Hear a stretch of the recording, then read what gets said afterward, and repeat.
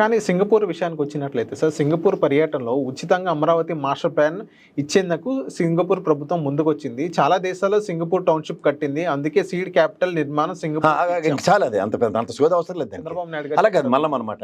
ఇక్కడ 6th phase Kukatpally దాటిన తర్వాత మలేషియన్ టౌన్‌షిప్ అని ఉంటుంది తెలుసా? అవును. మలేషియన్ టౌన్‌షిప్ అంటే రియల్ ఎస్టేటే కదా. అంటే ఎవరు సాఫ్ట్వేర్ ఉద్యోగస్తులకు అనుగుణంగా single bedroom, studio apartment, double bedroom ఇలాదే కదా టౌన్‌షిప్. శబాష్ శబాష్ శబాష్ చాలా బాగుంది. అది హైటెక్ సిటీ ఒక ఫైనాన్షియల్ రంగంలో అభివృద్ధి చెందుతూ ముందుకెళ్తున్నప్పుడు ఎక్కడెక్కడో దేశాల నుంచి వచ్చి పని చేసుకుంటున్న వాళ్ళ కన్వీనియన్స్ కోసం ఏర్పడిన టౌన్షిప్లు రియల్ ఎస్టేట్లు ఎన్హాన్స్ అయ్యాయి. అక్కడ ఏవి యాక్టివిటీ లేకుండా కూర్చుని టౌన్షిప్లు కట్టి ఏడు చేస్తారు. నీ దగ్గర జీతం వస్తుంది కదా, ఈఎంఐలు కట్టుకోగలని చెప్పి ఇల్లు అప్పు తీసుకుంటావు. ఇవాళ 12,000 మందిని ఎత్తేసారు సాఫ్ట్వేర్ వాళ్ళని, టీసీఎస్లో కూడా తీసేశారు. మరి యాడ్ నుంచి కట్టుకుంటాడు ఈఎంఐలు? టౌన్షిప్లు కట్టి ఏడు చేస్తారు. రియల్ ఎస్టేట్ 2 రాష్ట్రాల్లో బెచ్చేట ఆడుకుంటుంది. అవును సార్ మరి అన్నీ మీరా అని ఇదేంటండి టౌన్షిప్లు తెస్తానంటే వద్దంటే మరి టౌన్షిప్ దేనికే?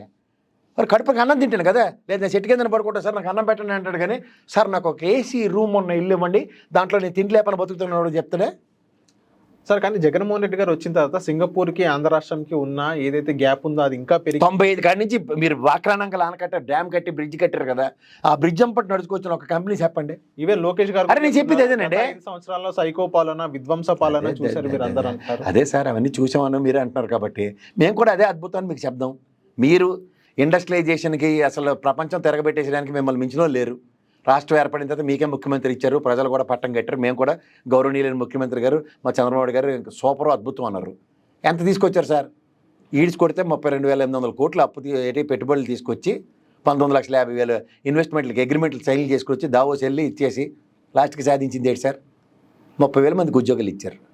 ఇదే జగన్మోహన్ రెడ్డి 1,103 కోట్లు పెట్టి పెట్టుబడులు తీసుకొచ్చి 13,50,000 కోట్లు ఏదైతే పెట్టుబడులు సంతకాలు పెట్టించి ఉద్యోగులు ఎంతమందికి అంటే 3,47,000 మంది. మీ ఆయన ఎంఎస్ఎంఈ యూనిట్లు ఎన్నండి 3,50,000 మందికి మీరు క్రియేట్ చేస్తే ఈయన వచ్చి 16,50,000. అదే కదా టోటల్ 19 లక్షల మంది పైచీలకి ఎంఎస్ఎంఈ యూనిట్లతో ఎంప్లాయ్మెంట్ క్రియేట్ అయిందని మనం మీరే కదా బడ్జెట్ సమావేశంలో 46 లక్షల ఉద్యోగాలని అనౌన్స్ చేసింది.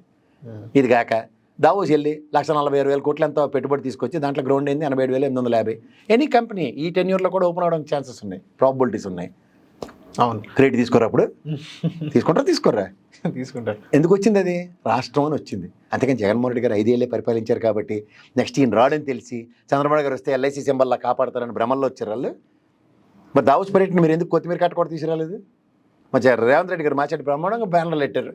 1,40,000 కోట్లు పెట్టుబడులు తెచ్చినాం, 49,800 మందికి ఉద్యోగాలు కల్పించడం అని. మరి మీరు ఎందుకు పెట్టలేపారు? ఆంధ్రప్రదేశ్ అంతా సింహ సిట్టుకు మన బానర్లు పెడతారు కదా. అవును, మరి లాస్ట్ అంటే కొత్తిమీర కట్టడం కొత్తిమీర కారం కూడా వచ్చింది మీతో పాటు. ఈసారి కూడా వచ్చిండు. అవును సార్. ఇక్కడ ఉద్యోగాల విషయానికి వచ్చినట్లయితే చెప్పండి. ఉద్యోగాల గురించి నిరుద్యోగులకు గుడ్ న్యూస్ అని Giddalur MLA TDP MLA Ashok Reddy గారు అనడం జరిగింది. డిగ్రీ చదివి 2 సంవత్సరాలు